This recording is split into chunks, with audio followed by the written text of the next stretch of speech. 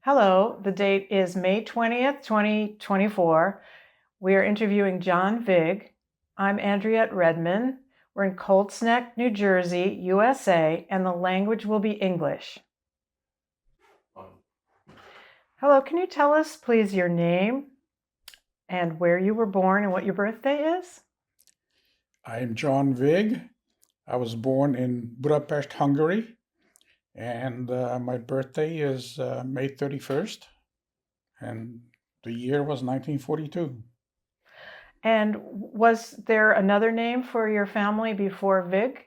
Yes, the family name was Vogelhut, Voglhut, which is kind of a interesting name if you want me to tell you about it. Vogelhut is a German name. Vogel means bird, Hut means hat, and I always thought that kind of a weird name, bird hat, until I had dinner with a German friend one day, and just to make conversation, I mentioned what my family name used to be, and he looks at me and says, "No," he says, "You don't know that there's another meaning to the name Vogelhut?" I said, "No."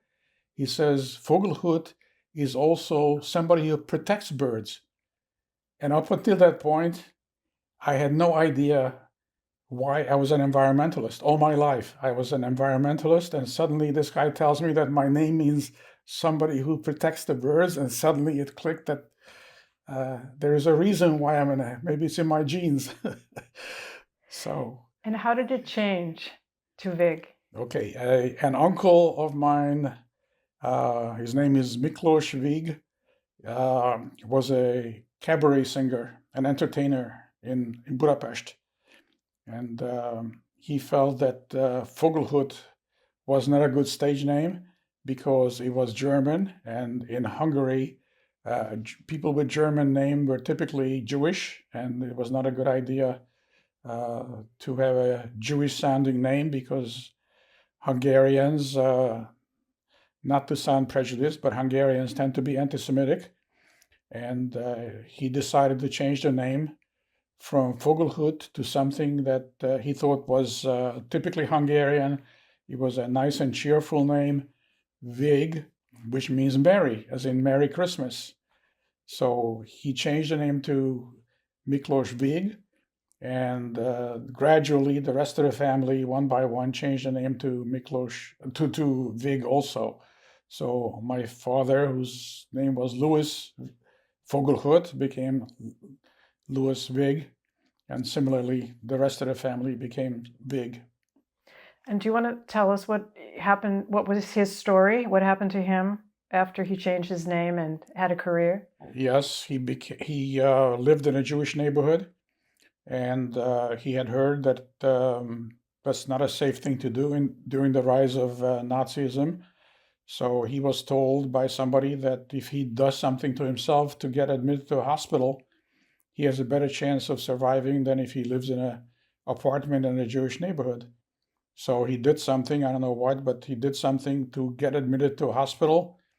And in the hospital, unfortunately, one of the nurses recognized him because he was a fairly well known entertainer.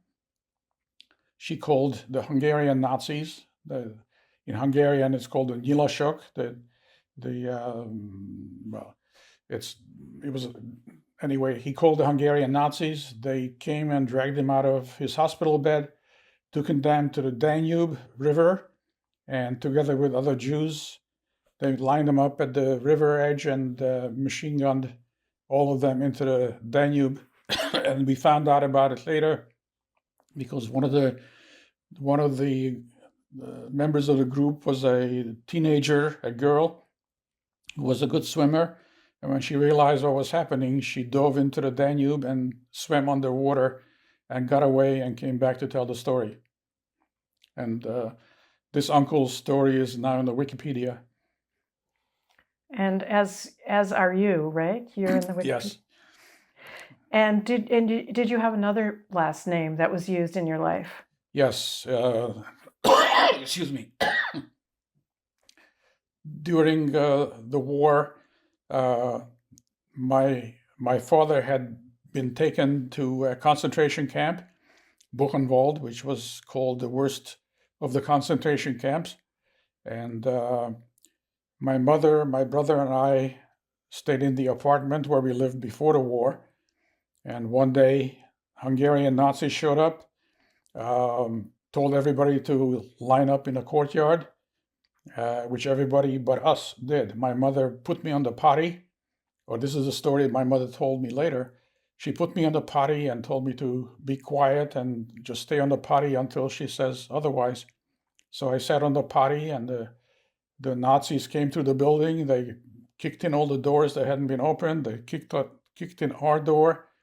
They saw my mother and me and my brother in the apartment. So they started yelling and screaming at my mother, "Why are you not in the courtyard? We told you to get down there." And my mother pleaded with them, "Please, my son is not well. Let him finish his business on the potty, and as soon as he finishes, we'll be down."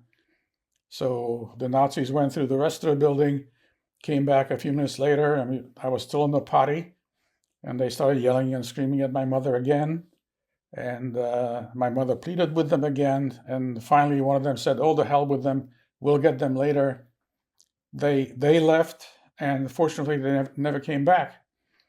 And so my mother quickly got us out of there, and somehow she got false papers and found somebody who would take us in. And we took on the name of that family, which was Molnar, Molnar.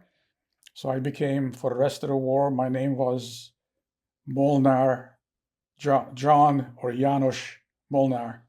And that's how I got a different name. So my family name was originally Vogelhut, then it became Zvig, and then during the end of the war, towards the end of the war, it became Molnar. And we lived with another family, the Molnar family, and that's how we survived the war. Let's find out who your parents were. Can you give me their names and birthdays and where they were born? Yes. Well, there is another part to that story that I just told, which is that a few years ago I read that during World War II, all the single or not single Jewish women had been raped either by the Hungarian Nazis or the German Nazis or the invading Soviet soldiers. And so when I read that story, I remembered the story my mother told me as to how we survived the war, which was always kind of incredible to me. And it made me wonder whether or not that was just a made-up story, and there was another story which was the truth. And I would probably go to my grave not knowing which is the true story. What are the stories that she told, and then? Well, the story was that she was allowed to stay in the apartment by the Nazis who were going through the apartment house where we lived, and that eventually the Nazis left and let us stay in that apartment and never came back. So that story was always kind of incredible because my mother was a particularly beautiful woman, and that they would allow us to stay in the apartment was kind of, I always had some doubt in my mind as to whether or not that story was the true story. And where was your dad? My father was drafted into the Hungarian army. Because he was Jewish, he was part of the work detail. In Hungarian, it's called the Munkatábor, which was the unit that did all the dirty work. They cleaned the toilets, they dug the ditches, they did all the especially difficult or especially dirty work. And he worked in that unit until one day his sergeant told everybody to line up and start marching, and he marched them over to the Germans. He saluted the German officer and he says, "Here they are, they're yours." And he left, and the Germans took the whole unit and shipped them to concentration camps, and my father ended up in Buchenwald, which was where he spent the rest of the war. He was eventually liberated and survived Buchenwald, which not many others survived, and eventually made his way back to Budapest and rejoined the family. Did he ever tell you what happened? Never. Not a word. And one day, years later, my sister and I, we were on vacation, and we tried to ask him to tell us what happened in Buchenwald. And his answer was, waving his hand, he said, nothing, he says. And that was the end of the story. And we didn't press any further, but obviously he didn't want to talk about it. So my father never talked about what happened during the time he was in a concentration camp. He talked about what happened before and what happened after, but never a word about what happened during.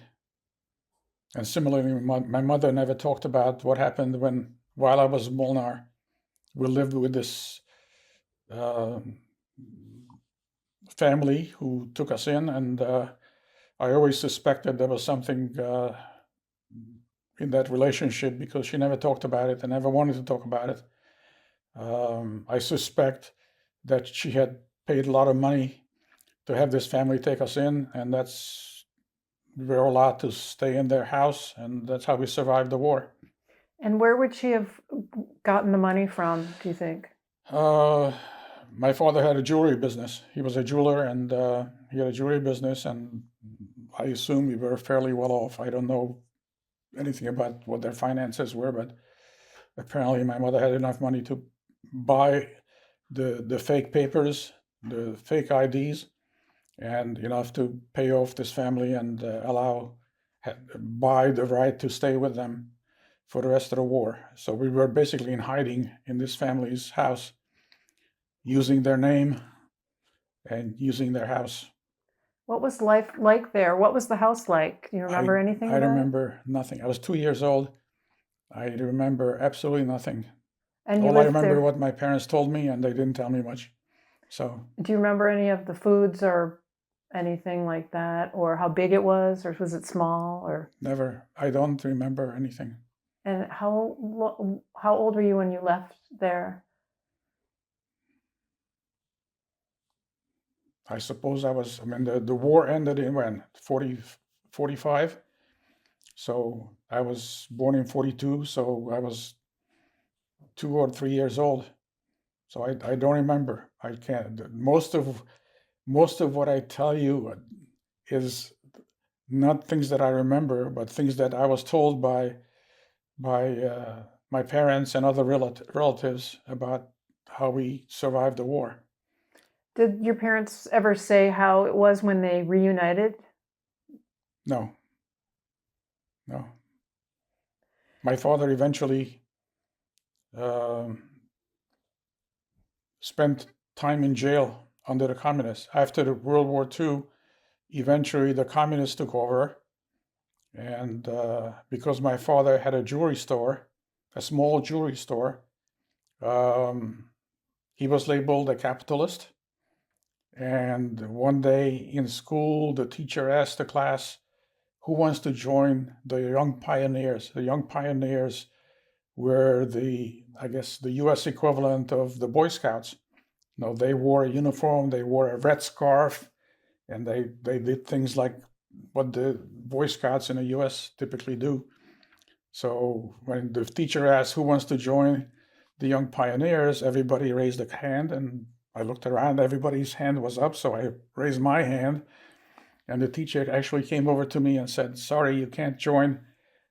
Your father is a capitalist. That makes you and him an enemy of the people.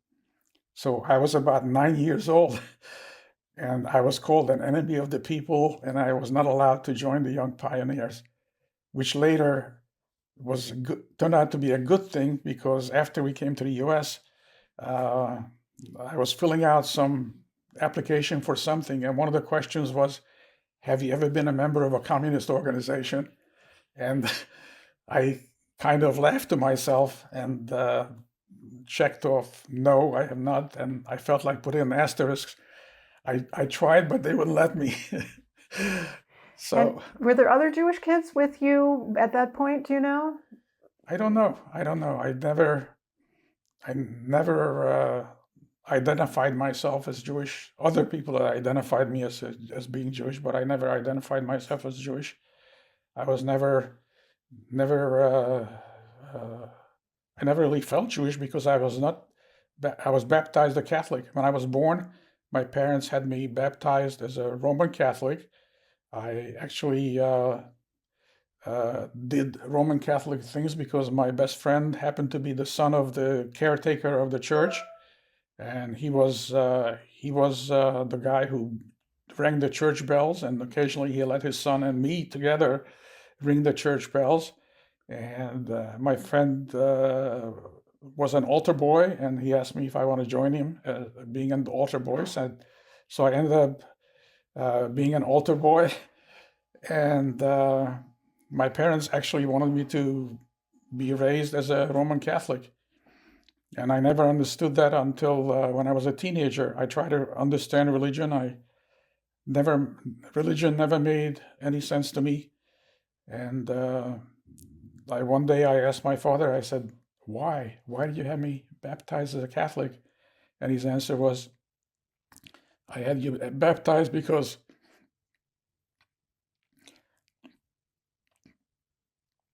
it's nice to be Jewish, but it's not worth dying for.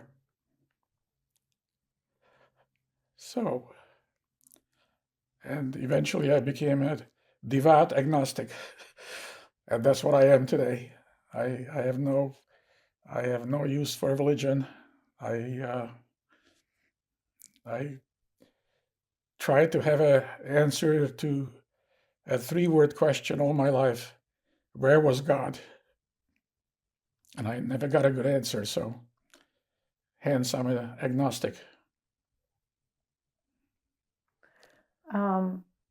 I can't help but wonder what it was like ringing bells. Like, was that a fun thing for a boy to do? Yeah, What ring was the it church like? bell. Was it an old church kind of thing, or with a big Yeah, bell, yeah. or what was that like? It was a small church in a small town where we were deported. My parents, in addition to being an enemy of the people, we were actually deported. We were not allowed to stay in our apartment. Somebody showed up one day and told us we had 24 hours to vacate our apartment, and we were forced upon a family in a small town in rural Hungary. And they were called kulaks. Kulak is, I think, a Russian word for landowner, somebody who, another capitalist profession, anybody who owns land or business is a capitalist and therefore enemy of the people. So they were punished by being forced to give us room in their house, and eventually became very good friends. But I'm sure they resented us being forced upon them to live in their house. And we lived in that town for about a year and a half. What's the name of the town? Hunya, Hunya. Hunya. It's I think it's close to the Ukrainian border with Hungary. And what was it like there? Completely undeveloped. My father was the first person in that town to dig an outhouse. Who actually, otherwise people just went behind the building and used just farmland to as a toilet. So my father ended up digging a hole and put a little building around it, and that became the first outhouse in that town. So there wasn't running water. There's no running water, and we had a well. If you wanted water, we had to go and pump the well and until we got water. And Was there electricity? No electricity. Lived a very primitive life, and that lasted about a year and a half, I think, until after Stalin died. And after Stalin died, I think things eased up a bit, and we were allowed to move back. And Back to, not back to our apartment, just back to wherever we wanted. We were free to move. Until then, we had to ask permission. If you wanted to leave that town, we had to ask permission. The government, in fact, there's a story there in that my brother got appendicitis one day, and my parents recognized that it was an emergency. He had to have surgery, so they quickly sent off a letter to the government requesting permission to leave the town, so that my brother can go to the nearest doctor and have his appendicitis taken care of. And then we forgot about it. And my parents went out, found a doctor. That my brother had his surgery, and they moved back, and we forgot all about it. And a few months later, we got a letter in the mail from the government: permission denied. why would they deny permission? Who knows? Was there anti-Semitism in that town? Do you know? None that I can remember. And was your whole family pretending to be Catholic at that point? I don't know. I don't think that ever came up. I'm not sure. I don't remember it ever kept coming up. So when you It went was not a well-educated town. So I'm not even sure if they knew what anti-Semitism was or what anything about the causes of anti-Semitism. So I wouldn't be surprised if that never came up. did your family go to church with you? No, Just No, you went, just me. I went, and learned. usually my friend and I together went. Yeah, Did you wear the altar boy outfit yeah, yeah, yeah. and drank the wine or prepared the wine or whatever? The white, I remember the wine, drinking the wine. I don't remember. I don't know. But you wore a white outfit? I wore a white something. I remember. Yeah. And did you have any feelings about the religious aspect of things? Was it okay or not so okay for you? I did what was expected of me. I never thought about the philosophy or the religious aspects of being a Roman Catholic. I mean, I was told to go to church. I went to church. I sat with my friend, and we did things together, and never, I don't recall ever doing anything that was particularly religious, like prayers. I probably prayed, but I don't remember specifically what prayers I prayed or how I prayed or when I prayed. Did your siblings go to church? I had a brother, and my sister hadn't. Well, no, my sister had been born. Yeah, my sister was a baby in those days. She was born in 47, so this was, I think, around 49 that we were deported. Can you tell us who your siblings were and when they were born and where? My sister was born in 1947 in Budapest, I'm pretty sure. My brother was born in 1938, and probably Budapest. And In their fact, names? definitely, his name was Ivan, and George. So when we came to the U.S., he was called George, not Ivan. So his name was George Ivan Vig was his full name when we came to the U.S. And he was called George, not Ivan or Ivan. In Hungarian, it's Ivan. And your sister? My sister's name is Anne, or Aniko, and her middle name was Sylvia. So. And your parents, what were their names and birthdays, and where were they born? Okay, my mother was Sofia Zsofka in Hungarian, and she was born in Keszthely, which is a town on Lake Balaton, which is a large lake in the western half of Hungary. He was born and raised in Keszthely. How would you spell that? Kesszhely.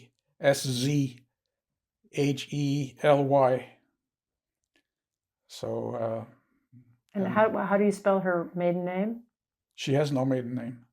Really? Yeah, Sophie is her name, his first name, and She has no middle name. I don't know the story behind that, but she had no middle name. And maiden name? What about her before she was married? That's Schweiger was her maiden name, and her father was a furrier, and she had two brothers, both of whom were murdered in the Holocaust, and her mother was murdered in the Holocaust also.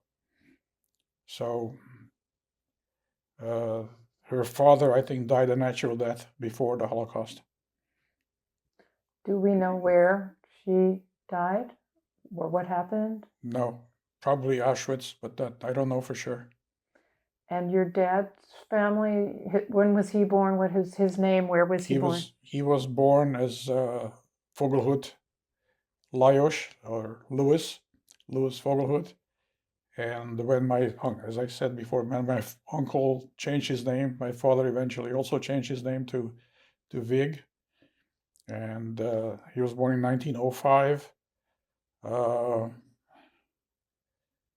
the way, coming back to the story of my mother, I went back to Hungary with my nephew, Alistair, who lives in Australia right now. And we visited the cemetery, the old Jewish cemetery. And it was all overgrown with weeds and not taken care of. We eventually managed to find the family gravestones, and near it was another gravestone which said on it, here the visitors from elsewhere had been killed during the Holocaust, whose names are unknown. We don't know who these visitors were, but they were killed on the spot, and somebody put a gravestone there where two guys had the bad luck of having visited at a time when Jews were being killed in this town, Keszthely. So, what else do you remember about life in Hungary? not very much. I guess I wiped it out of my memory. I don't remember much. I remember the fact that had I stayed there, I couldn't have gone to college because my father was not allowed to college because of, in Hungary, there was actually a law called numerus clausus. I think it's described in the Wikipedia, but it was a law that prevented Jews from going to college. There was a law that said that only a small percentage, I forget the exact percentage, like something like 3% of the college population of Hungary could be Jewish.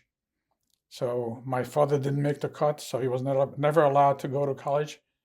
And had we not emigrated, I probably wouldn't have been allowed to say, although things have changed. So I don't know if I had been allowed to go to college, but anyhow, fortunately, I didn't have to find out because we emigrated, and the best thing my parents ever did for me. That's great. I want to hear all about that. First, I just want to hear anything else you can remember, like about a toy that you might have had or food that you might have eaten in those days.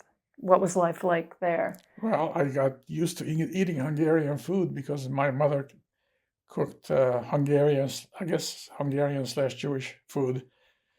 But to this day, I like Hungarian food. Few things I like about Hungary, but one is the food, the other is the music. The Hungarian music is beautiful. Gypsy music especially. Did you hear that growing up? Oh yeah. Where did you hear that? Fortunately, one of the good things I learned from my parents is love of classical music. And in fact, my father was an amateur singer, so he liked to listen to opera and sometimes sang along with the arias. And anyway, I'm very grateful that I was taught to love classical music. Did you ever go to see any concerts? Only after we came to the U.S. My parents bought a subscription to the Metropolitan Opera, And occasionally they would allow us, my wife and I, to use their ticket to see an opera.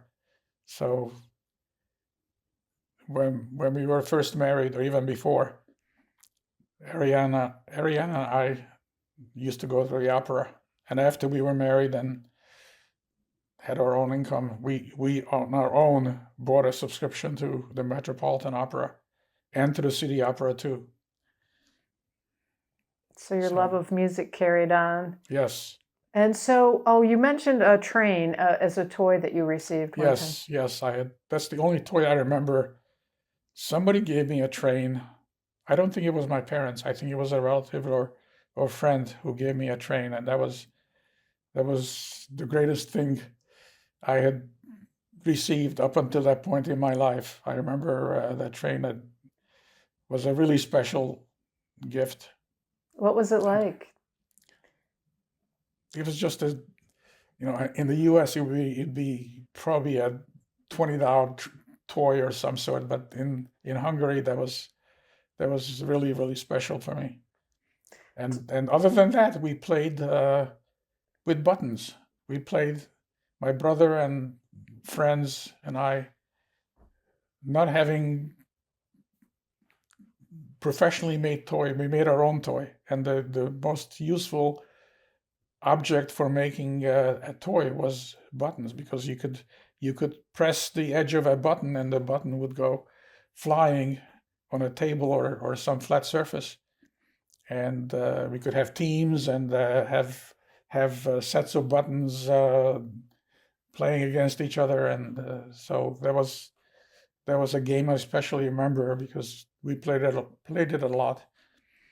Was Other it than with that, you? we didn't have any. I don't remember having store-bought toys. So most of it was something that we made ourselves. Who was playing with you My brother and his friends and my friends, from school? yeah, from school and neighbors and things like that. Did you guys celebrate Christmas?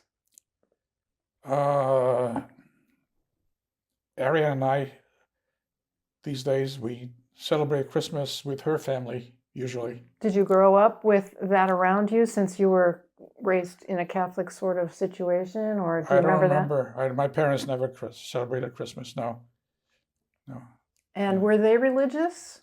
No, never until their old age. I guess it was the thought process was probably, well, just in case there's a God, let's go to synagogue. But I don't, I don't think they were ever really seriously religious. Do you think their parents were? I don't know. I don't remember anything having to do with religion. Do you know why that is? I I don't know if they were or weren't. I just don't. As I, I was 2 years old in 1944, so I don't remember. I don't remember what my mother's family in Kesthay did. I don't think I ever spent Christmas time with them, um, so I don't know if they've celebrated anything. When you were a kid, My parents did fast on Yom Kippur, strangely, and I remember when I was a teenager, I fasted too. I think it was more just to prove that I can do it than for any religious purposes. But I did fast on Yom Kippur. Now that you mention it, now that you bring it back.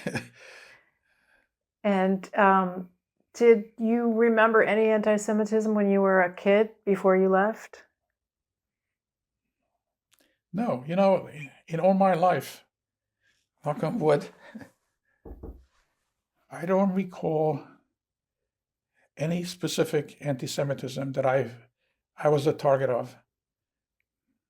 I mean, I observed anti-Semitism, but I was never the target of anti-Semitism that I can think of. I don't recall any specific act that I could say that, oh, they said that or they did that only because I'm Jewish. I guess I was very lucky that I was never the subject of anti-Semitism that I can recall. And do you remember your parents talking about the relatives that they didn't know where they were, or did they ever talk about that? My mother probably did. My father never did.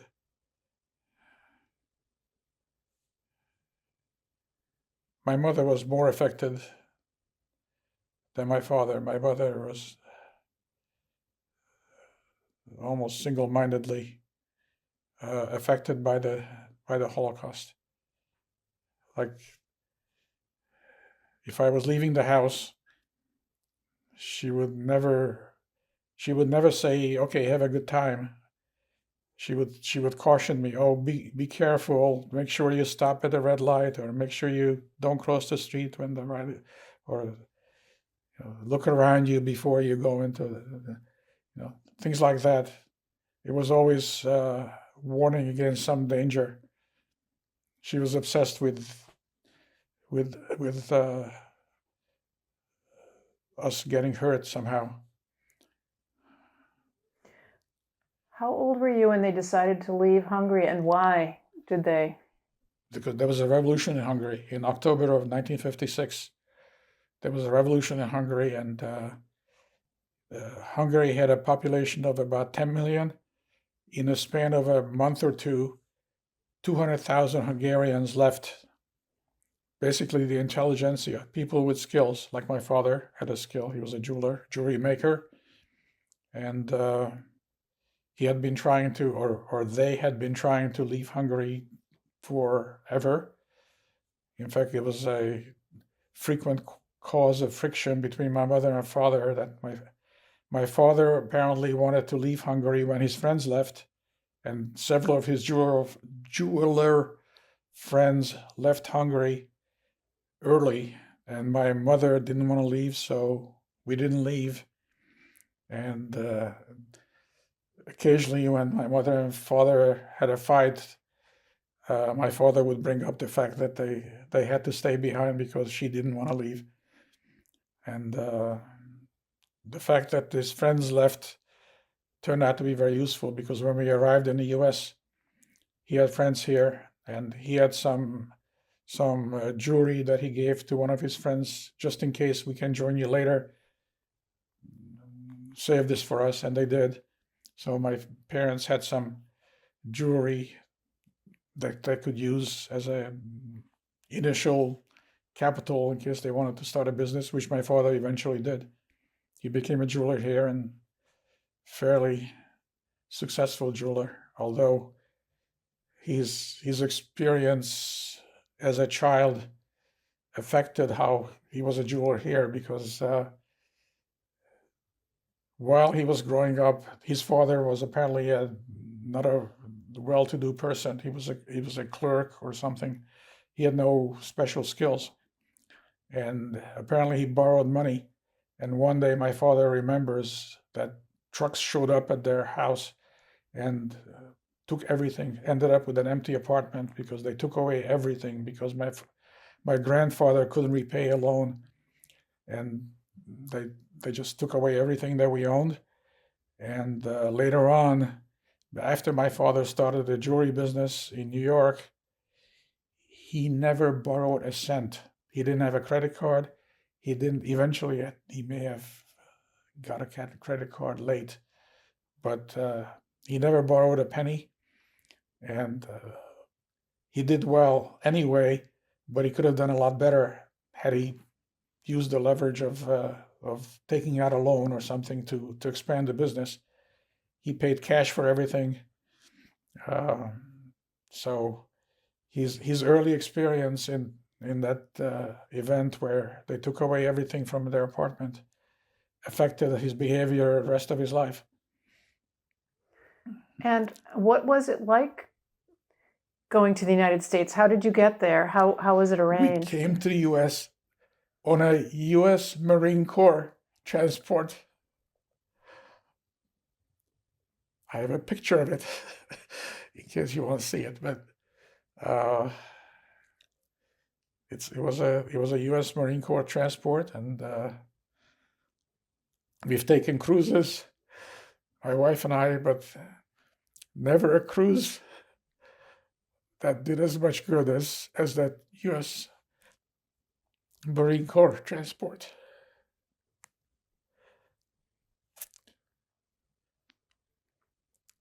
How did they Best arrange that? Sorry. best thing that my parents ever did for me was to bring me to this country. And how old were you? 14. And why was it a marine transport as opposed to a regular ship or? Because when we escaped in 1956 during that revolution, there was a window of opportunity to leave Hungary, and that's when 200,000 people left in a span of a month or two, and we left. That's when we left, and the Austrians were very kind to us. They set up a whole building to process the Hungarian refugees, which is also an interesting story in that we went into this huge hall in this house, and all the relief agencies were set up there with long lines. There was the Catholic Church, long line, Reformed Church, long line, the various religions, long lines. And my father noticed there's a short line all the way at the other side. And my father said, let's go check out that short line. So we went there, and it turned out to be the Lutheran Relief, the World Relief Agency or something.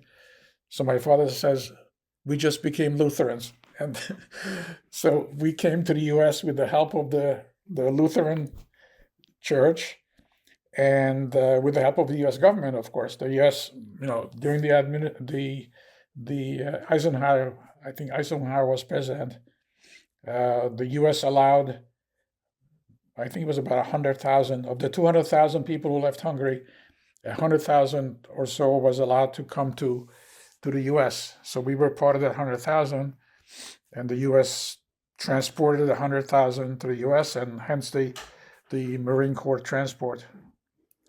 And what was that like, that trip? What happened on the trip? The most, sorry to tell you this, but the most memorable part of that trip was that I threw up. I was standing next to somebody who started throwing up, and as soon as I saw that, I started throwing up too. And that's what I remember about that trip. Otherwise, I remember that it was the Marine Corps transport was not a big ship, so we got tossed about quite a bit. So. And what was that like for a 14-year-old, like to be on a ship? Have you ever been on one before? No, I've never been on a ship like that before. And with hindsight, it was heavenly. Did you feel you were going towards something different? Probably. I don't remember thinking about it. I'm sure I must have thought about it, but we arrived. We initially were housed in Camp Kilmer, New Jersey, which, I went to Rutgers for my PhD, so Camp Kilmer is next door to Rutgers. So, excuse me.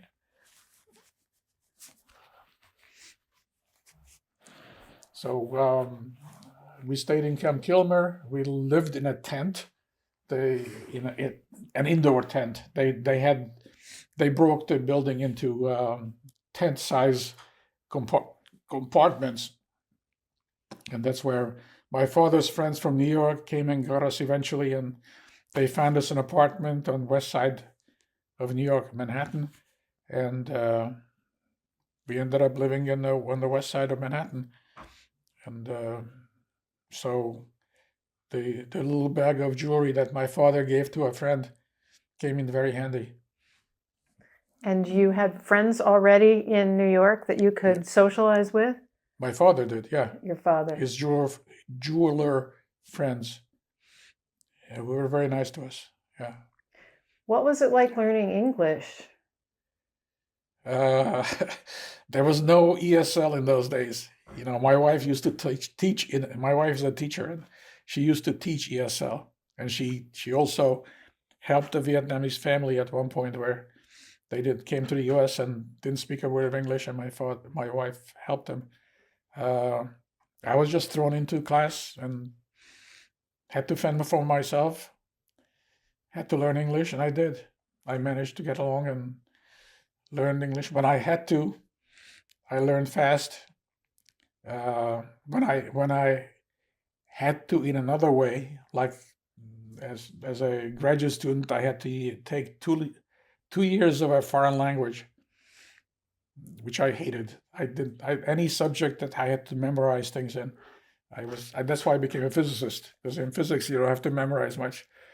And I chose Russian because I already had some Russian in Hungary, which was also forced upon the teacher, forced upon the students. The teachers in Hungary who had taught English and French and German previously had to all stop that and teach nothing but Russian. So the teachers hated to teach Russian, the students hated to learn Russian. So I didn't learn much, but still, when I was given a choice to what language I wanted to take, I chose Russian. But I really didn't like the idea of having to take a language, but I did. And what else do you remember about first moving in there? Like the sights, the sounds, the foods, the lifestyle You mean in America? Like, how was it different than where you came from? I think my parents were very adaptable. I think my parents took it in stride. I don't remember struggling with anything. Not with the food, not with the anything. I mean, we were so happy to be here that we were happy to accept anything, as I think was our attitude. Can you tell me more about this happiness? Like, what do you think that was all about? Why were they so happy? I don't remember my mother ever being happy. I'm only half kidding, but my mother was not a happy person, unfortunately. My father was also not particularly happy.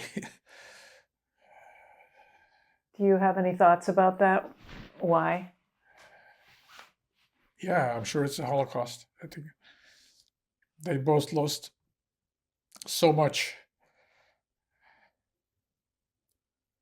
that it certainly affected them, and indirectly it affected me and my sister, my brother. It was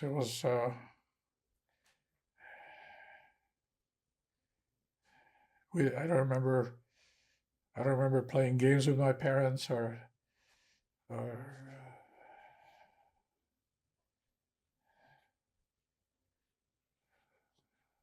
I don't remember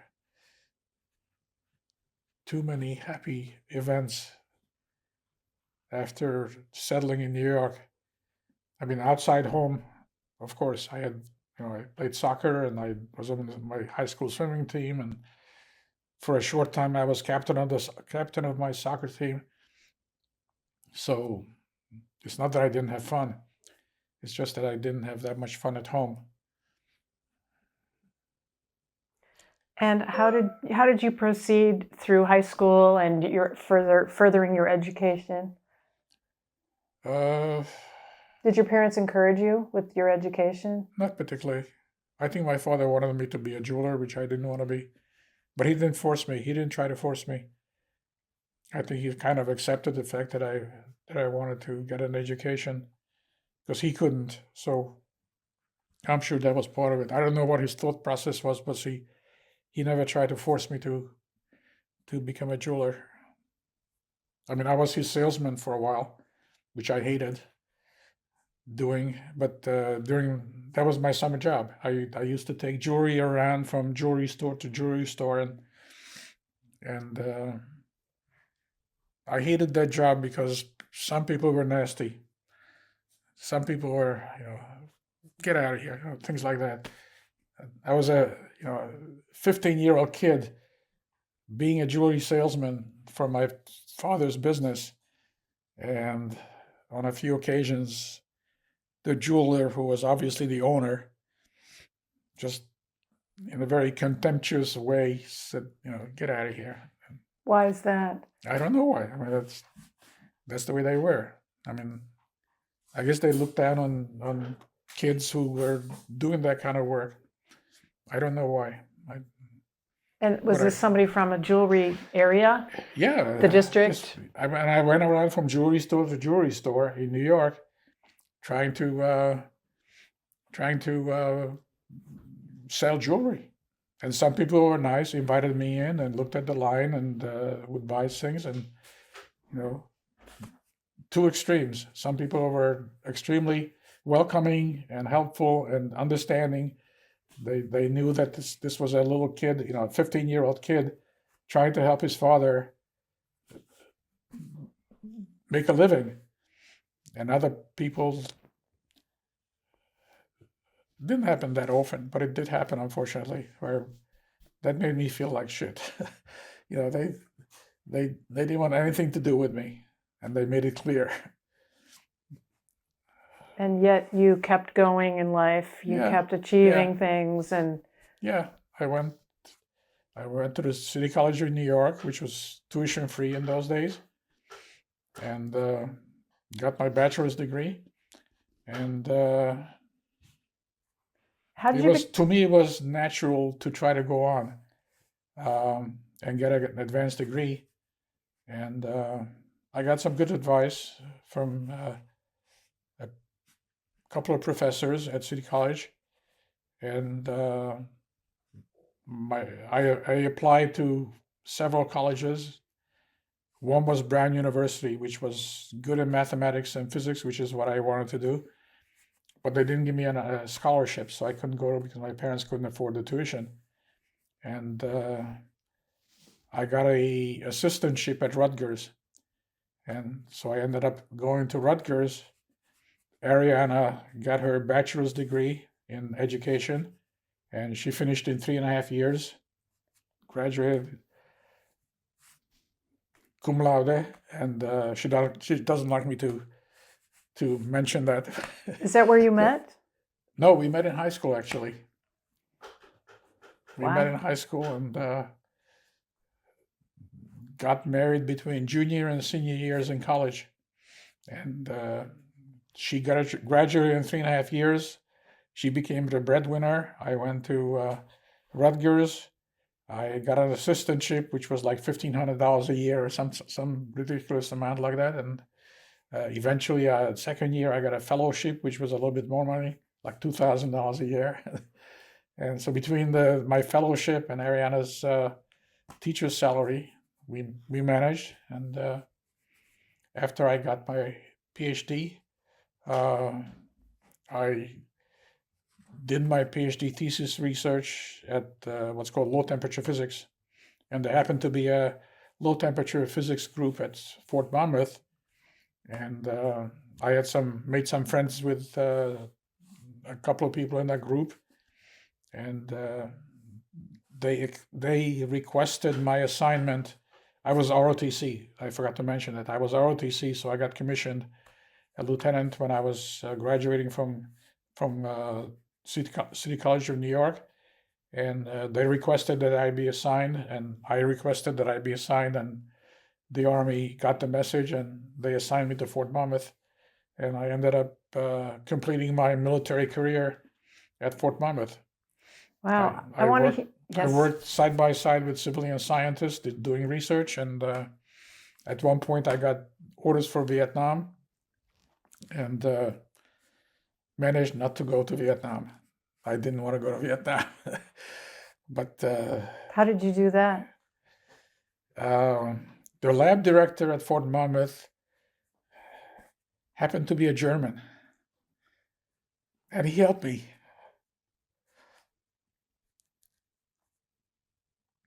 He requested that I be allowed to stay at Fort Monmouth, and I was.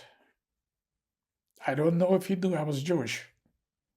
I never talked to him about anything like that, but he helped me not go to Vietnam.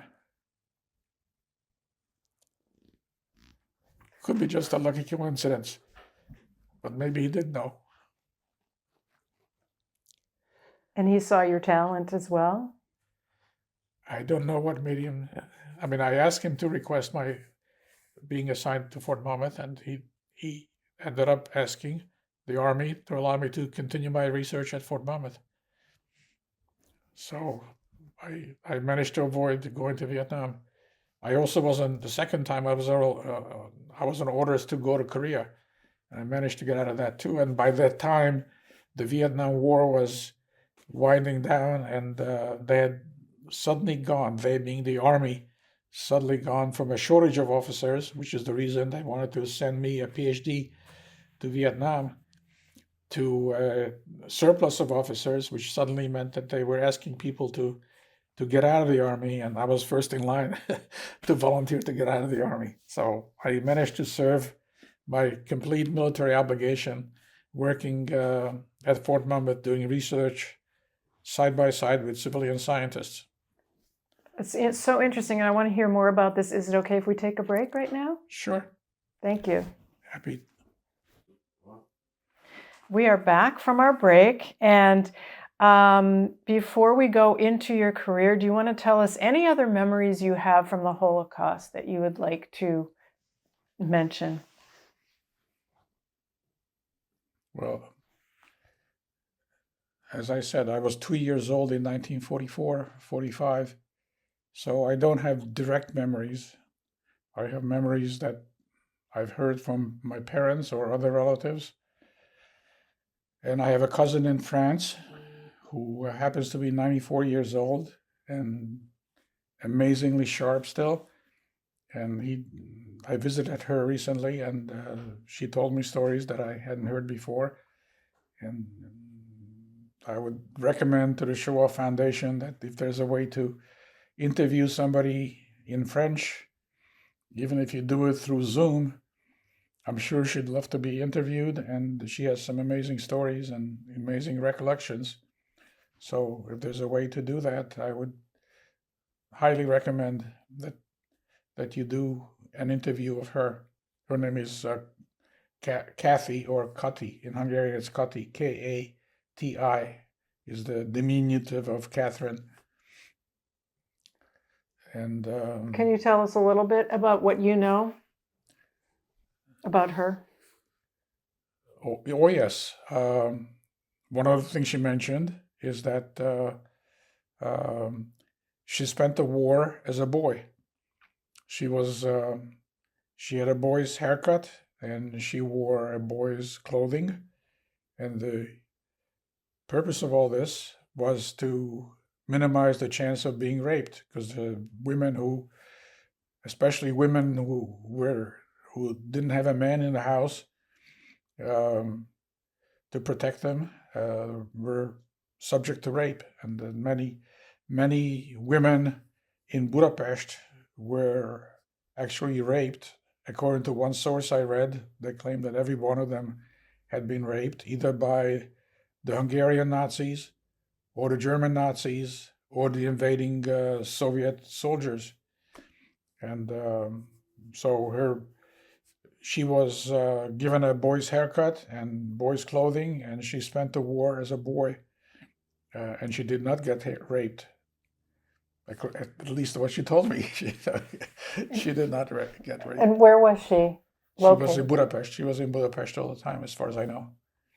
Yeah, and but her father was killed during the war. Her mother survived and lived to a ripe old age of, I don't know how old, but she died from natural causes. And my father had there were seven siblings in the family, and in fact, there's a picture in a picture album, the seven of them being lined up according to height, and two of them were murdered in the Holocaust. The rest of them, various other ways, died from various other causes. Now, one cousin in particular,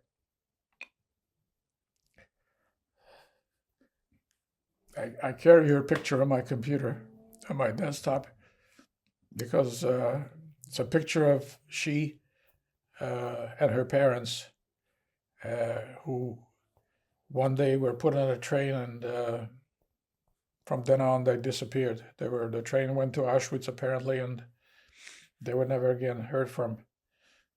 And from other stories I've read, the probability is that after they arrived in Auschwitz, they were separated, and the little girl and her mother were gassed and cremated. So within a very short time after arrival in Auschwitz, uh, this beautiful little girl was reduced to ashes within a very short time, like a day. But this is all conjecture, but that's probably what happened to her. But she was never heard from again. Any other stories you recall from family members or friends? Well, my mother's both brothers had been murdered, and so was her mother. Her mother was again also probably killed in Auschwitz. We don't know. All we know is that the town where they lived, which is Keszthely on Lake Balaton, the Germans killed the Jewish population of Keszthely. So can't think of any others, although there were. When I went to Israel maybe 15 years ago and visited Yad Vashem, which is the memorial to the Holocaust. And when I came back, I brought back a blank sheet of paper, blank form, where the survivors are asked to fill it out for others who were killed in the Holocaust. And I brought back a copy of that, and I asked my parents about relatives who had been murdered in the Holocaust, and ended up sending in the names of 14 relatives who had been killed in the Holocaust. And these were all either direct relatives or distant relatives. Some of them were cousins and aunts and uncles and others. But ended up sending a whole lot of these testimonials to Yad Vashem, which can be found online. I eventually found out they were put online, and all of these relatives are now available. Their stories is available. It's a one-pager, so it's not detailed stories, but just a photograph if it's available, and basic information about where, when, and what happened, if we know. Can you tell us that story about your grandmother and covering the feet? Oh, yeah. A story I remember from very few things do I remember, but one story, which I'm not sure if I remember or whether I was just told and I remember being told. But at one point we were hiding in a basement while Budapest was being bombed by either Germans or Russians, or either Germans or Russians, obviously. And during the day we were outdoors, and I was covered by a blanket. And at one point, when I heard bombs exploding, I asked my mother to pull up the blanket and cover my feet just in case a bomb falls on my feet. So that's a story I remember, and I don't remember who told me or any other circumstances, but that's a story that somehow stuck in my mind, that I was afraid that a bomb might fall on my feet if it's exposed. So. And those are the only memories you have of bombings and things? Yeah, I remember very few things from World War II, and obviously because I was 2 years old. And was there a story about your dad being in jail? Oh, yes. My father was in Buchenwald, as I mentioned, and after he was liberated, he still owned a jewelry store, and one day the this was after the communists took over the government. One day, a couple of guys showed up in his jewelry store and told him to hand over the keys, and henceforth, this jewelry store is nationalized. The government owns it. You no longer own this, and goodbye. And they threw him out of his own store. So, and later the same thing happened to our apartment. We lived in an apartment that we owned, and again, a couple of government guys showed up and told us we had 24 hours to get out, and we were to move to a small town on eastern Hungary called Hunya. That's Hunya, which was a farming community, undeveloped. They had no running water, no toilets, not even septic tanks. If they had to go to the bathroom, they would go behind the house and find someplace in the farm and do their business outdoors. So my father ended up being the first person in that town to build an outhouse.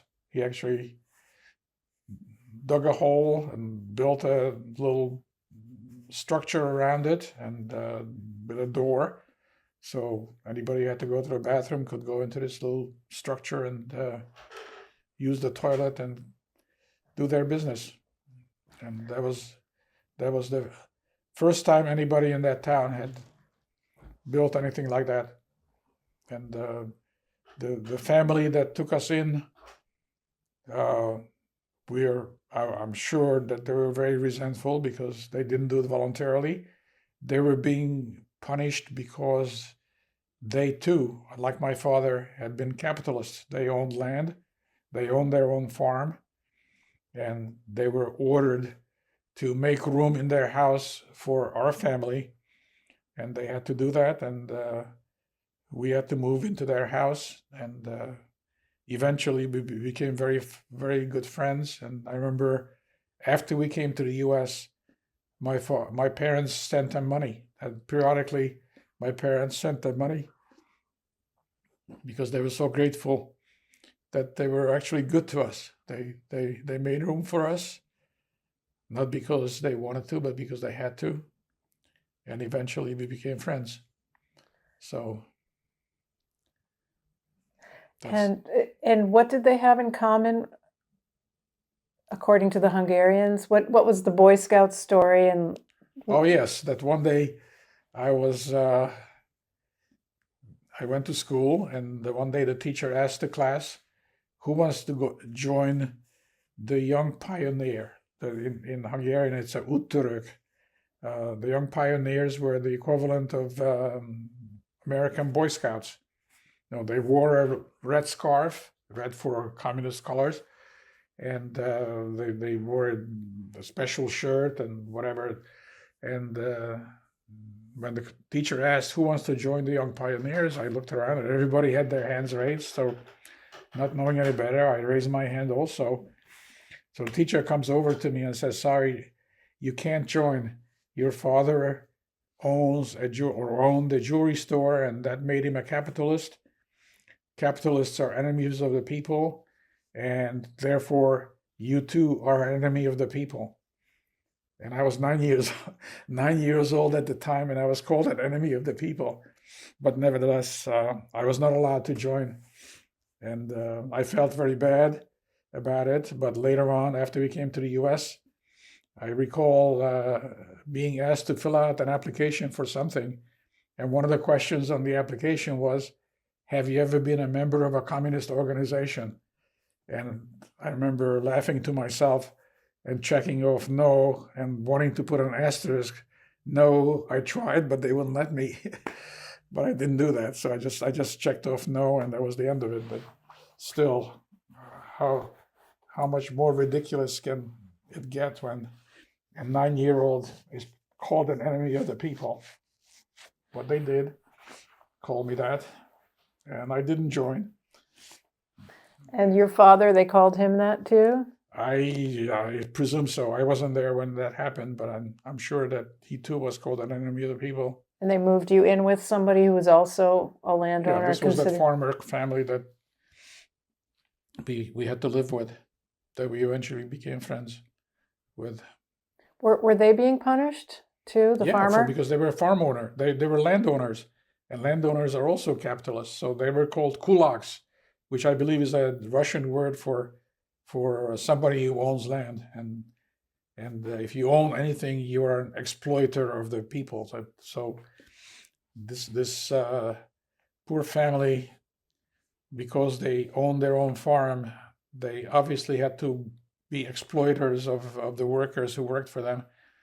So they were punished for being a capitalist, and my parents were punished for being capitalists because they owned a jewelry store, which was a small store, by the way. It wasn't like they owned a Lord and Taylor or something, or Tiffany's. They owned a little hole in the wall, and they had some workers who made the jewelry.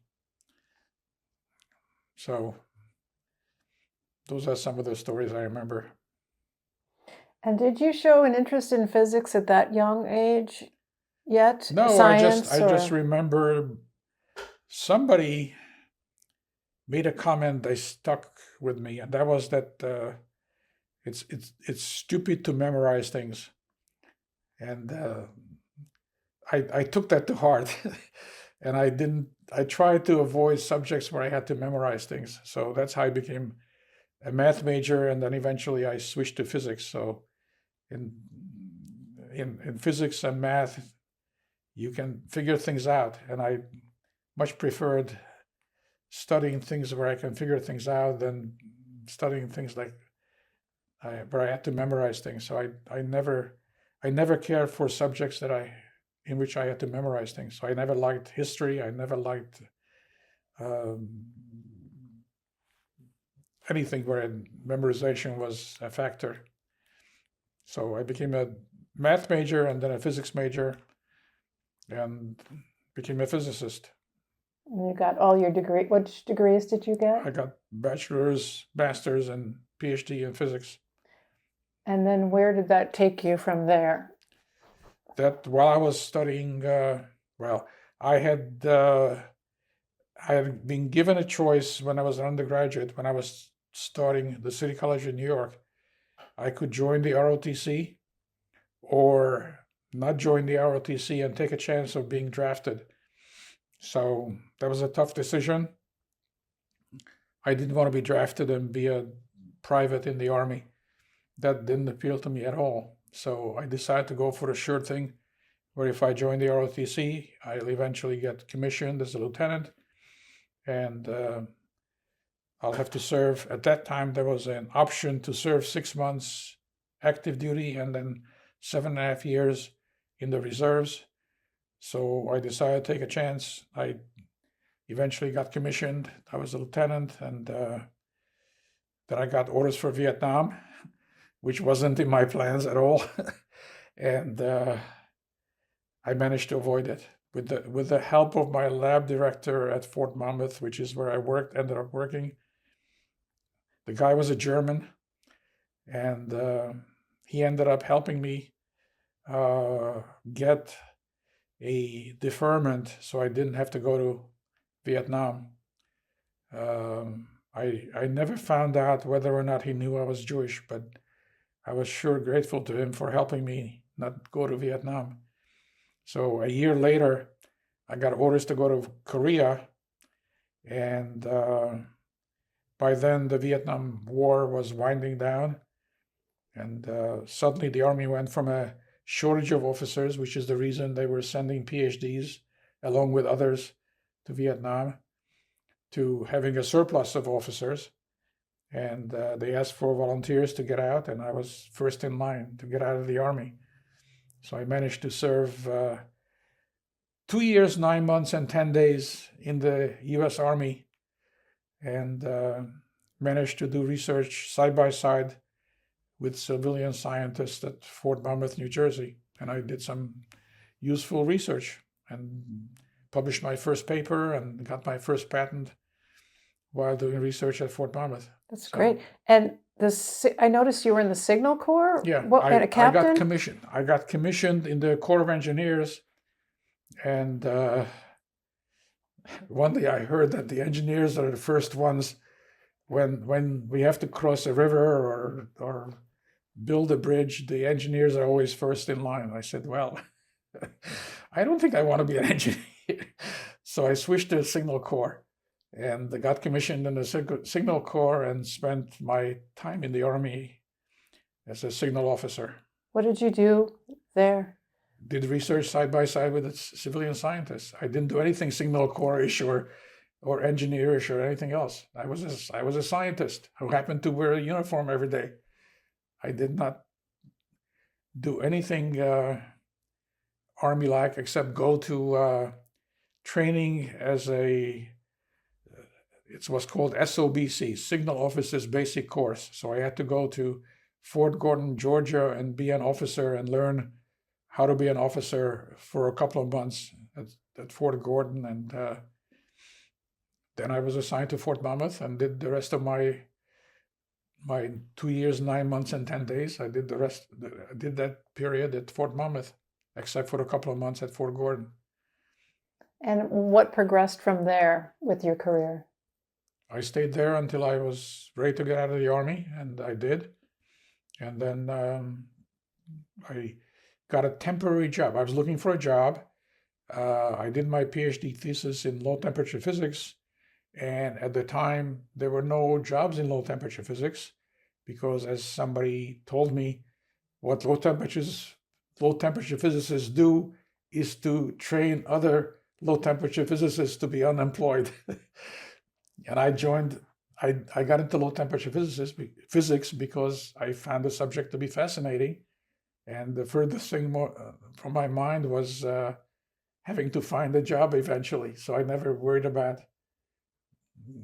what happens after I become a low temperature physicist. I just wanted to do something interesting, and that was the most interesting thing I could find.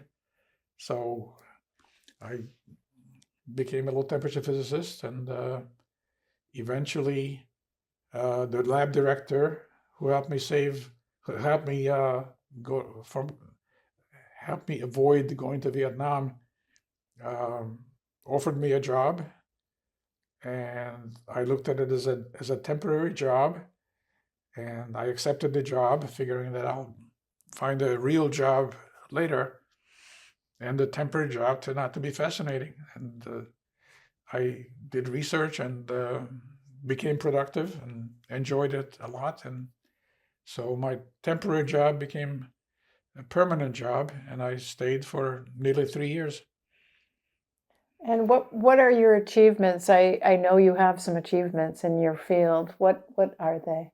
Well, I have 54 patents, 55 if you count a Canadian patent, which I don't usually count, but anyway, it's either 54 or 55. I have a lot of publications, peer-reviewed publications, and peer review is the key for a publication being worthwhile.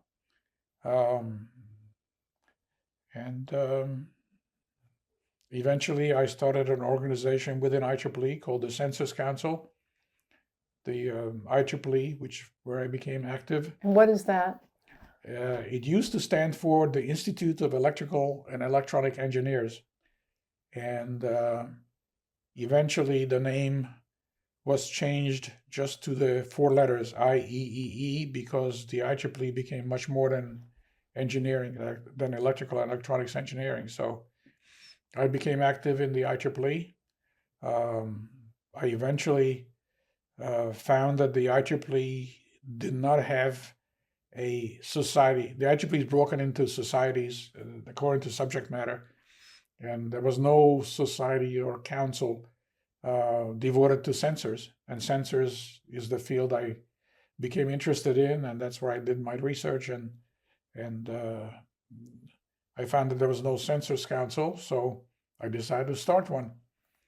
I started one, and as my punishment, they elected me to be the first president of the Sensors Council. So I became the president of the Sensors Council and have been active ever since.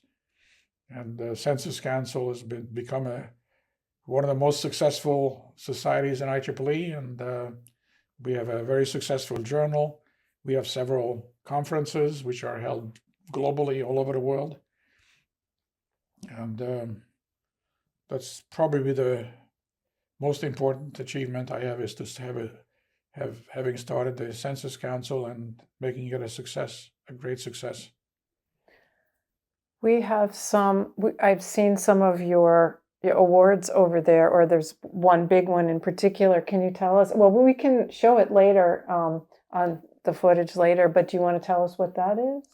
Yes, that's called the CATIE Award. Another society of which I was a president is the Ultrasonics, Ferroelectrics, and Frequency Control Society. I eventually became president of that, and the society awards 3 important awards, and this is one of the 3. And the award consists of a certificate plus an object, and the object happens to be a quartz sphere, a single crystal quartz sphere, and that's what that is. And that's a unique sphere. There's only one in nature. Only one exists, and that's my award. And there are similar ones that exist, but not that particular one. Each one is different. And what have your patents been about mostly? Like, which direction did you go in with those? Some of them are having to do with quartz crystal resonators, which are things that go into what's called oscillators or clocks. For example, I'm sure you use GPS. GPS is the quartz crystal within a GPS receiver, like in your car. GPS couldn't function without that quartz crystal. So I contributed to developing methods of processing quartz crystals, and which are used in industry. And some of my patents and publications have to do with that. I also developed some sensors which depend on quartz crystals of a different kind. And there too, some of the patents and publications have to do with the use of quartz crystals as sensors. And then I developed some techniques for processing quartz crystals, one of which happened accidentally, which became probably my most important patent and publication of all.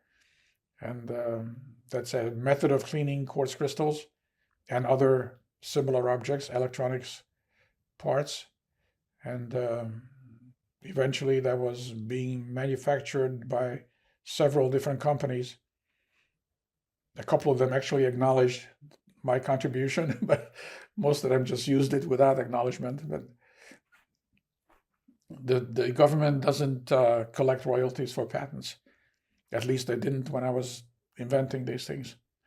They do it for defensive purposes only, which means they apply for patents just to make sure that nobody sues the government for royalties, claiming that they invented it. So. And do you want to tell us about your wife, the lady who's been in your life all this time since you were in high school? You met? Yes. We were in high school together. We started dating in high school, and then we decided to go to. The 2 of us decided to go to City College in New York, and eventually, between the junior and senior years, we decided to get married. And was she religious in any way? She is religious, but we had made an agreement early on that we can practice our religion outside the home, but not at home. So we have you won't see any religious objects in the house. She goes to church every Sunday, which is perfectly okay with me, but she doesn't practice anything that would affect me, and we have lived like that. We celebrated our 60th anniversary last year, and so religion has not been a problem at all. We managed to work things out in a way that it's never been a problem. And how did your folks react to her not being Jewish? My father's first comment was, "I'm not coming to the wedding." But he eventually came. He eventually came, and everything was fine. And eventually, Ariana really liked my parents, and vice versa. And Ariana's parents too, I think, opposed it initially, but eventually they were okay with our mixed marriage. So And where is she from, and when was she born? she was born in Isola d'Istria, in what is now Slovenia. At that time, it was Italy. And her brother and grandfather and she were born in the same house, in the same town. And yet one was born in Italy, one was born in Slovenia, and one was born in Italy. So 3 people born in the same house, but in 3 different countries in the same house. So that's a crazy part of the world, and that's where she's from. And do you have any children or nieces or nephews We or? have no children, no children. We have nieces and nephews, yes. And we used to have our nieces and nephews from Ariana's side visiting us and stay with us for extended periods at one time. And we enjoyed that, and the kids enjoyed it. So on my sister's side, it was different. It was they were born later, and they never stayed with us. So it was a different world. And how do you feel about the situation? How do you identify yourself culturally? I am culturally a Jew. Religion-wise, I'm a devout agnostic. In And other words, agnostic is a word some people call it, I don't give a shittist. and No, this is seriously. I was baptized a Catholic when I was born, and actually brought up as a Catholic. And my best friend was the son of the caretaker of the local church in a small town, and the son and I were best friends, and he used to invite me to help him ring the church bell. So I became one of the church bell ringers, and he also invited me to join him being an altar boy. So I actually have experience being an altar boy in a Catholic church, but it all didn't make sense to me. And when I was younger, I struggled with trying to understand religion, and it never made any sense to me. And that's why my joke about being an agnostic, which I am, but the other part of it is I shouldn't have said. But eventually, when I was a teenager, I asked my father why he had me baptized, and his answer was, "It's because it's nice to be Jewish, but it's not worth dying for." And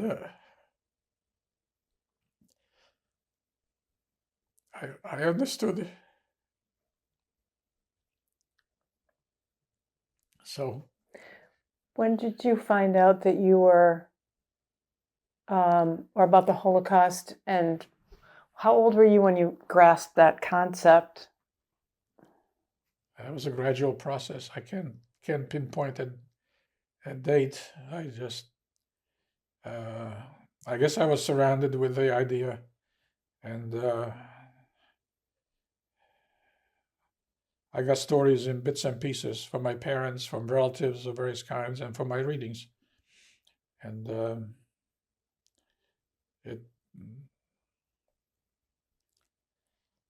it's probably affected more deeply than anything else.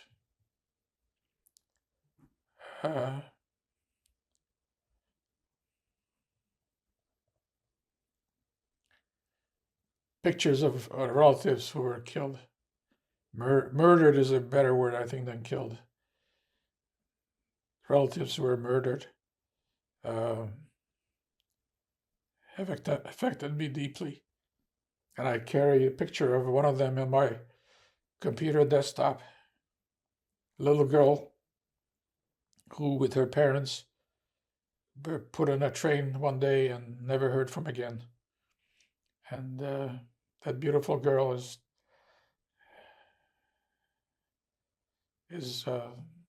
just incomprehensible how something like that could have happened, but it did. And your family went on to thrive, and we're so grateful. And how do you perceive the state of the Jewish people today? Any reflections? Yeah, I've been very fortunate in that I can't say that I was ever the target of anti-Semitism. I mean, I've seen it, I felt it, but I was never the target of it. So not that I can remember. So I guess I've been very fortunate. But anti-Semitism is in the news. I mean, just recent events. Uh, it happens. It's in the blood of some people. Even now, some conservatives. I read something. I'm not sure if it was the New York Times or elsewhere, that some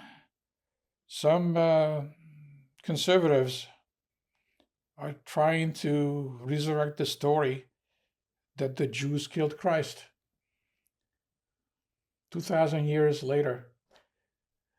Some people are still trying to use that to discriminate against Jews or to hate Jews. It's just hard to understand.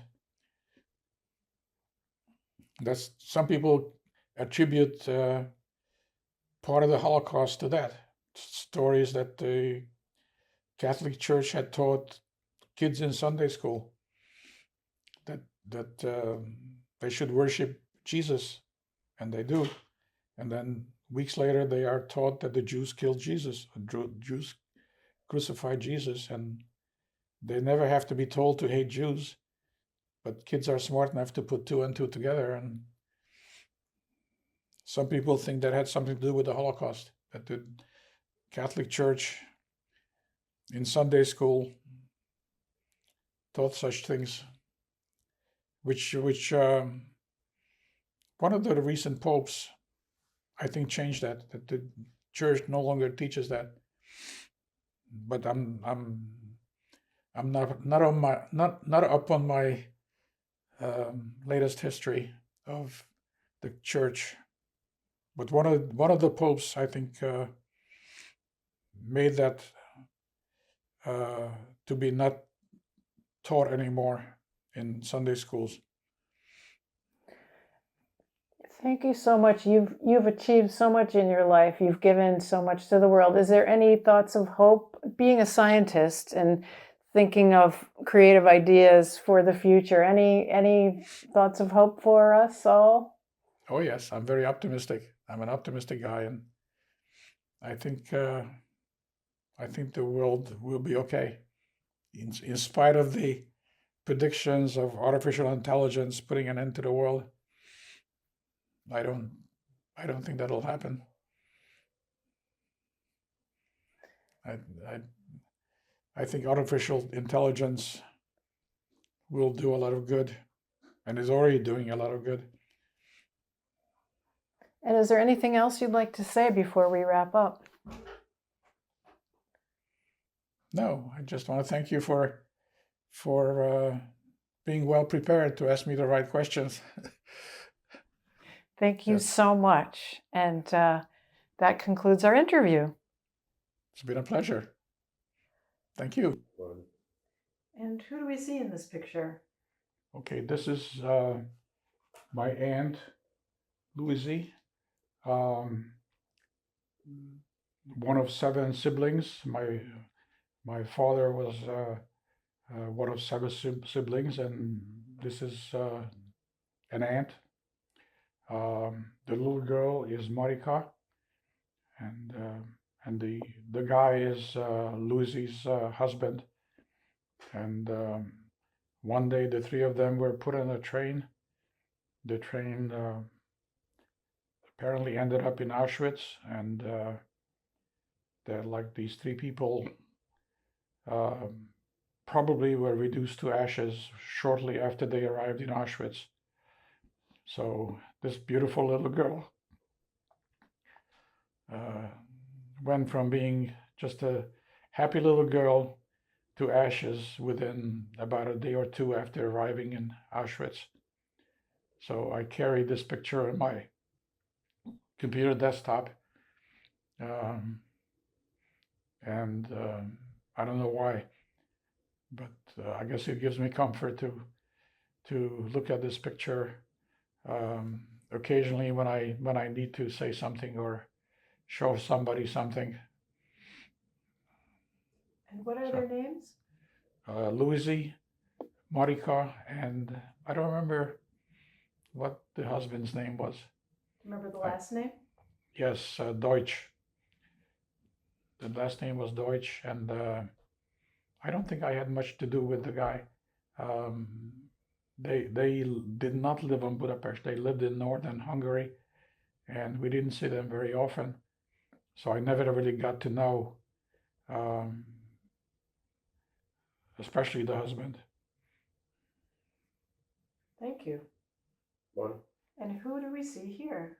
That's my mother when she was much younger than probably around the time I was born. I'm not sure how old she was when these pictures were taken, but as you can see, she's quite beautiful, and I'm alive today because of her. What's her name? In English, it's Sophie. In Hungarian, it's Zsofka or Zsofka. Zsofka was her name. That's what people called her.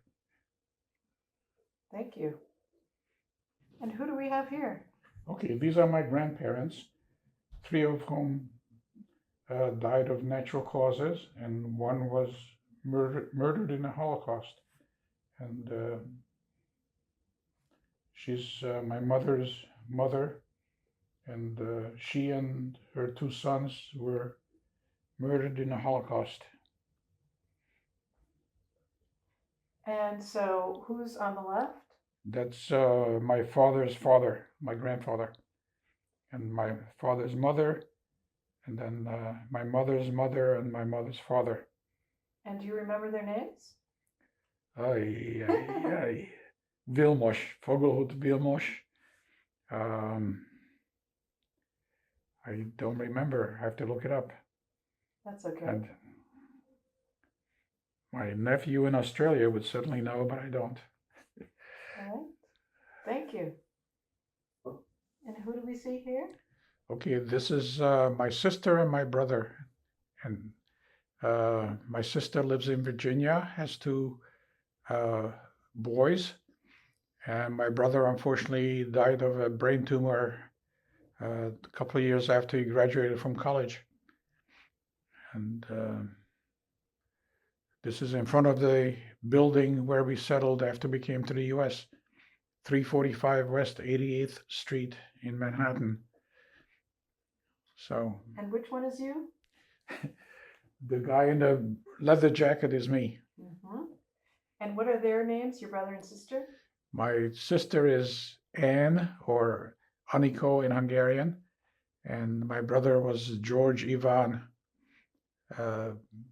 His name in Hungary was Ivan, but after we came to the US, my parents decided that George was a more appropriate name in the US, and he became George Ivan with Vig, but he was George in the US.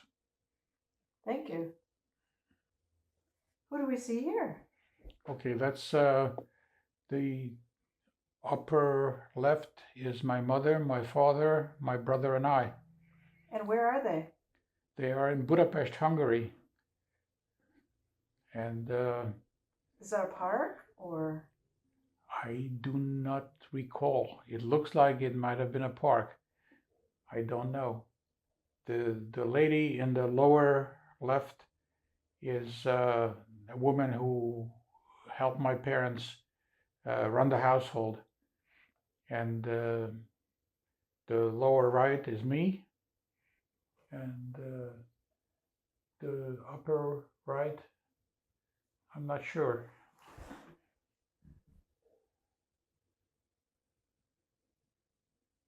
I'm not sure. My eyesight is not good enough. Sorry. No problem. Thank you. And what do we see here? Okay, here, I believe the first on the upper left is me and my cousin Juji, I believe.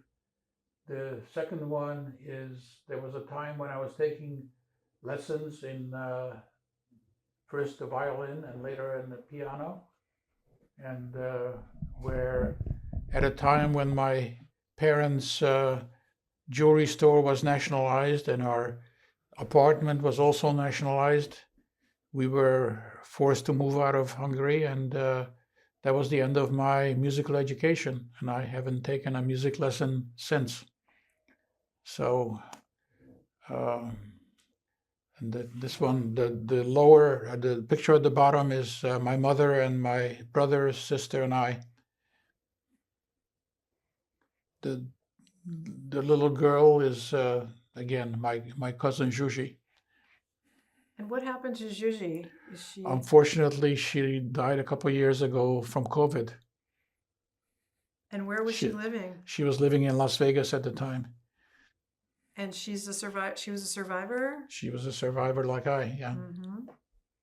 Yeah. Okay. Thank you. And what are we looking at here?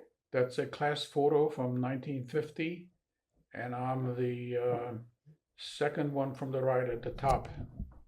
And is that Budapest? That's in Budapest, yes. I Okay. believe so. Hmm. 1950. That I'm not sure, not 100% sure, but it's probably Budapest. Looks on the urban side compared to village. Yeah, yeah, it's probably Budapest. All right. Thank you very much. And who do we see here? That's my father. In the two out of the three pictures are my father, and one is my mother. And that's 1940-ish, 1942 or 3. And do you know where your father is in the farm scene? I do not. I do not. Might be that the village that you were? No, I think this is before before he was taken away to the concentration camp, 42 or 43. And can you remind us what their names are? The father's name is, in Hungarian, is Lajos. In English, it's Louis. And my mother's name, again, is Sophie. And Zsofka in Hungarian. Thank you. And who do we see here? That's me showing off. I was a member of the swimming team. And that's another picture of me. And then on the bottom is the family with my brother, my sister, and I, and my parents. And then we were fooling around by throwing a kiss to my sister. So that's it. Thank you. And who do we see here? That's Ariane and I dancing, which has been our hobby since the beginning. We've been dancing a long, long time, and we still do. At age 82, we are going dancing at least once a week and sometimes twice. And we love it. That's been the intersection of the life of a physicist and an artist and a teacher. Great. And where were you located at that time? That Says I would guess it's a high school picture. It's probably in high school. It says 1960. Okay. High school in New York City? That's high school seniors in New York City. Great. Thank you. And who do we have here? This is a picture of me being in ROTC and getting commissioned as an officer in the U.S. Army.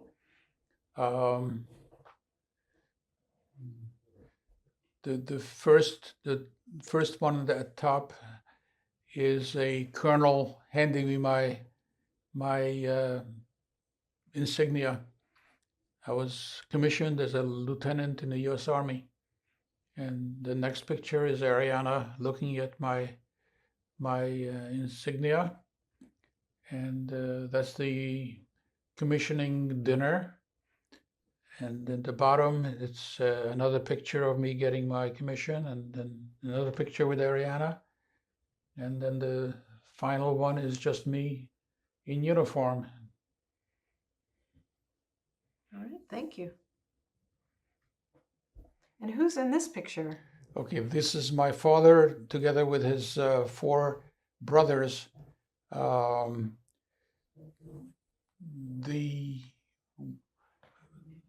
one that in the third from the right is Miklos, the one who was executed into the Danube River by the Hungarian Nazis.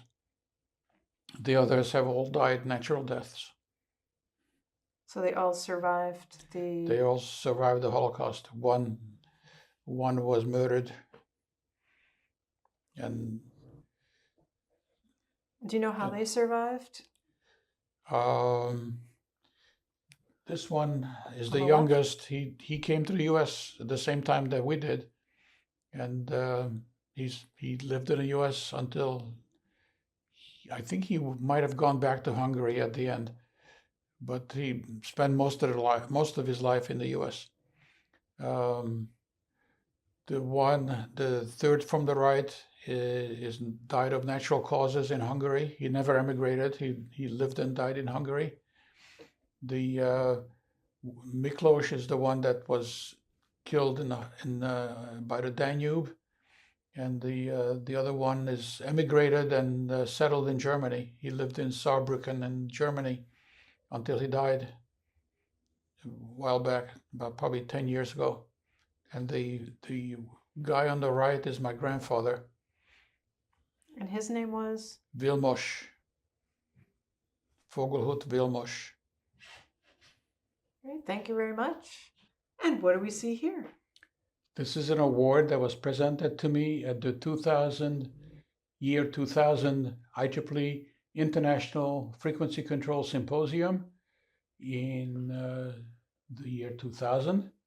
And it is the C.B. Sawyer Memorial Award for seminal contributions to the science and technology of quartz and piezo resonator devices, and for leadership in the frequency control and timing community extending over many years. Very nice. It looks like it says 2006. Is that possible? Is it 2006? Yes, it is 2006. I need new glasses. And what is this made of? This is made of single crystal quartz. It's man-made, grown in a factory, as opposed to another award that I got, which is the Katie Award, which is a single crystal quartz mined in Brazil. Very, very rare crystal. So this one is man-made, and did you say it's the biggest kind that they can make? Yes, the usually grown quartz crystals are smaller than this, quite a bit smaller. This is a special growth run that was grown this large for special purposes. So, but normally the crystals are much smaller. Mm-hmm. Thank you very much. And what is this? Okay, this is the Katie Award, consisting of a single crystal quartz that was mined and machined in Brazil. Very rare, and it was presented to me in 1990. It's at the IEEE Frequency Control Symposium. And on the other side, which you cannot normally see, it says that this weighs 6.6 kilograms, and it's 168 millimeters in diameter. And if you look carefully, it has all sorts of imperfections. You want to show it in over here so they can see it? Yeah. Yeah. It has all sorts of imperfections, which is what makes it unique, because each crystal has different imperfections. And if it were absolutely perfect, it wouldn't be as nice as it is now, because the imperfections add extra value to it. And